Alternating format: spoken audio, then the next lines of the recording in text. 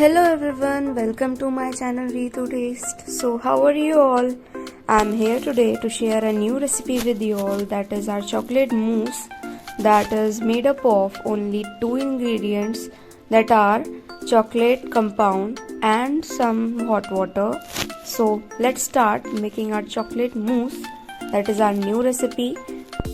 I'm trying this for the first time today because this trend is becoming very famous these days.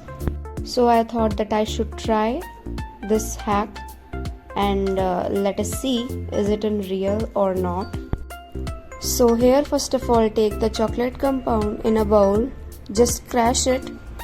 After crushing it well, add some hot water in it. After adding some hot water, mix it well until the chocolate melts in it. After the chocolate melts properly in the water, take another bowl and put some ice cubes in it, and then put the melted compound which you had kept earlier in it and let it cool down. Keep mixing well while it cools down. After it cools down and mixed well, please put it in a jar and blend it for 1 minute. After blending, put it in the clean bowl and keep it in the fridge for 4 to 5 hours and then enjoy.